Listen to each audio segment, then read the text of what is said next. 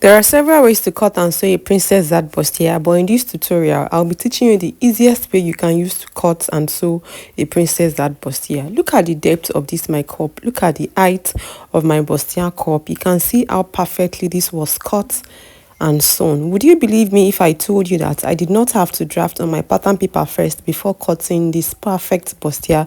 I just cut it straight on my fabric, and you would not imagine what I've used to interface and then to pad this my bustier. What I'm saying in essence is that it's not about what you've used in padding your bustier or whether you have drafted your bustier on pattern paper or not. What is important is the way you have drafted it, if you have to draft, and if you want to cut directly on your fabric like I did in this tutorial, is about the way you have cut it, cutting it perfectly and well. Like I said earlier, there are several ways to achieve this perfect bustier with the perfect cupped depth. If the method that you know or you were taught is not working for you, please learn another method. Like in this tutorial, I'll be teaching you the easiest way. You can see that this bustier, I've not brought out the neckline, I've not cut out the shoulder, I've not cut out the armhole. Look at the inside of this bustier. I only interfaced it with one layer of paper stay, and then I padded it with the softest wadding.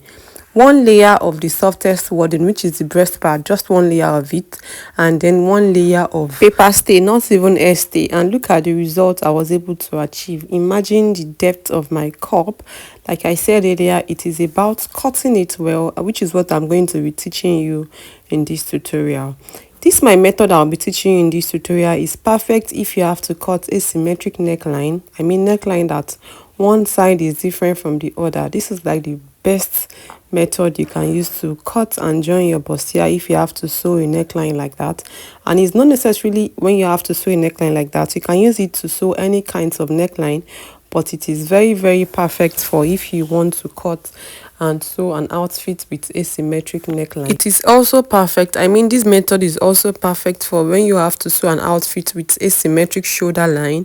Maybe one side is off shoulder and the other one has shoulder, like a shoulder line with different kinds of shoulder line, and the other one is normal shoulder. This method of cutting bustier is perfect for when you have to sew an outfit like that. So if all these things I've said interest you, please relax and watch this tutorial from the beginning till the end, and I would advise that you don't skip any parts so that you don't miss any essential point that you are supposed to know at a particular time throughout this tutorial.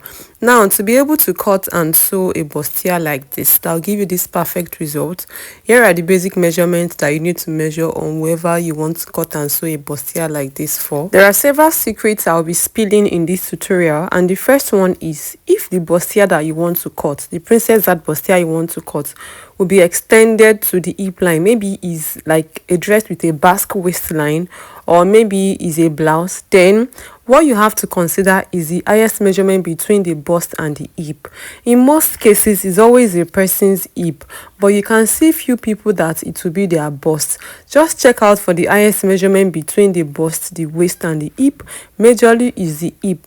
So if your bustier will be extended to the hip line, as in it will be as long as the hip line, you're going to measure out that hip.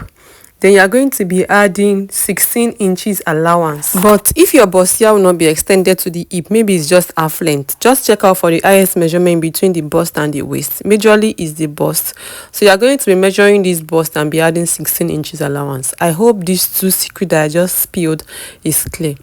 The one I'm cutting is extended to the hip line because the dress is like a dress that has asymmetric waistline, so this part is extended to the hip line. So what I put into consideration was the hip. From this 16 inches, 8 inches will be for the back and 8 inches will be for the front.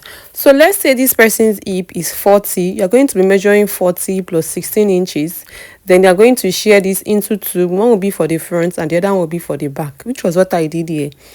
Now, for the length, you are going to be adding 2 inches allowance to the length. When you are done measuring the length, whether it's half length, you'll be adding 2 inches to it. If it is a blouse, you'll be adding 2 inches to it. However, the length of your bustier, you're going to be adding 2 inches to it because after joining this cup, the front part tends to jump up. So you're going to be adding 2 inches. When you are done doing this, the next is to divide the nipple to nipple by 2. Then you're going to mark that while your fabric, the one you're using for the front, is on fold of 2, then you're going to be adding 1 inch allowance to your nipple to nipple. 1 inch, please, not half inch allowance. Nipple to nipple divided by 2 plus 1 inch allowance. When you are done, on this line of your nipple to nipple, you're going to be measuring shoulder to nipple plus half inch, shoulder to under your bust plus half inch, then shoulder to half length plus half inch. When you are done doing this, from the under bust line to the whole length of your bustier, I mean of your piece, whether it's half length or a longer one, you are going to be measuring 2.5 inches forward. So this 2.5 inch, you're going to mark that line from the whole length to the under bust. Then you are going to proceed to drawing your cup the way I just did. I'm so sorry my marking is not that clear. So on this line of your cup towards the armhole side, you'll be measuring half inch to the front, half inch to the back, and look for a way to connect it inside your cup. And then you are going to be cutting it out like this. After cutting it out, you have something looking like this. And that's it for the front. I love to cut my lining and my actual fabric at the same time. Even if I'm using double lining, I cut the 3 layers at the same time to save time. So after marking out, I used to place my fabric on all my linings and then I'll cut out together. Now this is the back panel. The way I brought out fabric for the front is the same way I brought it out for the back. So while my fabric is on fold of 2, I measured my zip allowance, which is 1.5 inch, and then I divided nipple to nipple by 2 plus 1 inch, and I just cut straight to the upper part towards the edge at the up like that. I proceeded to interfacing my fabric with paper stay. You can use stay if you want. I did 1 layer of paper stay and 1 layer of breast pad. Then for the lining, I did the same thing, 1 layer of paper stay and 1 layer of breast pad. If you want it more structured, you can use like the thick breast pad, and then you can use more than 1 layer of paper stay. You can even use stay. I proceeded to interfacing the whole of my back panel as well. This is the fabric for the back panel, and now it's time to start joining. I love to start all my joinings from the down. I start the back joining from the down, I start the front joining from the down, the fabric as well as the lining. So what I'll be doing is I'll be pinning it on this cutting tape so that when I get to my sewing machine, I just start sewing. So right side has to face right side before you join for all your pieces, for the front, for the back, for the lining. And for the front as well, you have to start joining from down. You're going to pin one side of the front to the center front, and you'll be stitching from that down to the upper part. Then you will pin the other side as well and stitch from the down to the upper part. It's when you are done doing this, you are going to open press all your seam everywhere you have sewn. You open press it, and that region where you have padded, where the cup is itself, you are going to be notching it. You'll be notching it at like 3 to 4 places. Then you are going to open it up and press, like you open press. That part where the cup is, you are going to be pressing it on your bust arm. That ball they use in pressing breast part, like they use in pressing cup. Please don't press it directly on your table. The part where the cup is, that's one of the secrets to a well-defined bustier like this. Do not press that cup part on the table. You have to press it on top of that bust arm. Like the bust arm has to be underneath, and then you mold it very well and give it this structure that you are saying. So it's not about cutting it perfectly or padding it perfectly. At the same time, you have to make sure that the part where the cup is itself, you're not just pressing it flat on a flat surface like a table. It has to be on that round surface, which is the bust arm. So when you are done pressing the front, the back, all the linings, is at that point that you now bring out the neckline, the shoulder, the armhole, whatever kind of neckline that you want. Maybe one side is off shoulder, the other side is not off shoulder. It's after this point that you now bring it out.